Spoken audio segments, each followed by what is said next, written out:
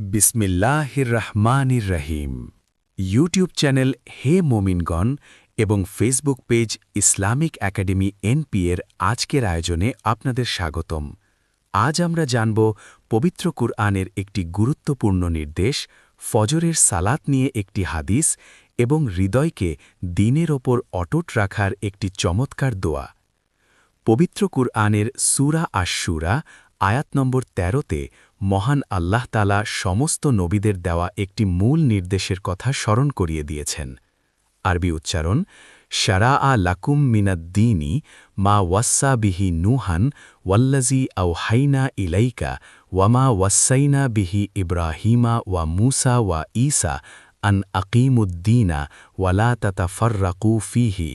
অর্থ: আল্লাহ তোমাদের জন্য সেই দিনকে নির্ধারিত করেছেন যা তিনি নূহ আলাইহিসসালামের প্রতি নির্দিষ্ট করে দিয়েছেন, আর আমরা আপনার প্রতি যে ওহী নাজিল করেছি এবং ইব্রাহিম, মূসা ও ঈসা আলাইহিসসালামের প্রতিও নির্দেশ দিয়েছিলাম তা এই যে এই দিনকে প্রতিষ্ঠা করো এবং তাতে মতপার্থক্য সৃষ্টি করো না।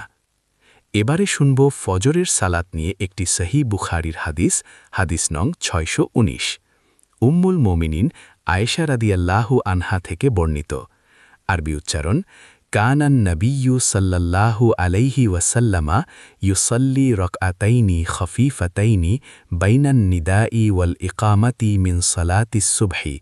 অর্থ: তিনি বলেন, আল্লাহর রাসূল সাল্লাল্লাহু আলাইহি ওয়াসাল্লাম ফজরের আজান ও ইকামাতের মাঝে ২ রাকাত সালাত সংক্ষেপে আদায় করতেন।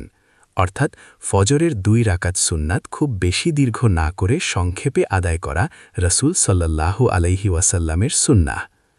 আমাদের অন্তর সব সময় এক অবস্থায় থাকে না, তাই অন্তরকে আল্লাহর আনুগত্যের ওপর স্থির রাখার জন্য রাসূল সাল্লাল্লাহু আলাইহি ওয়াসাল্লাম আমাদের একটি চমৎকার দোয়া শিখিয়েছেন।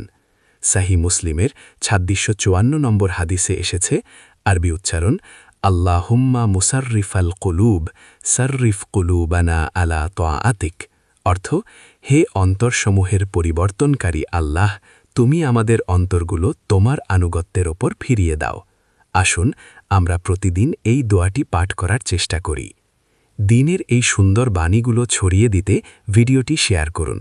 নিয়মিত এমন ইসলামিক ভিডিও পেতে আমাদের ইউটিউব চ্যানেল হে মোমিনগণ সাবস্ক্রাইব করুন এবং Facebook page Islamic Academy NP follow করে সাথেই থাকুন। জাযাকাল্লাহু খায়রান। আসসালামু আলাইকুম।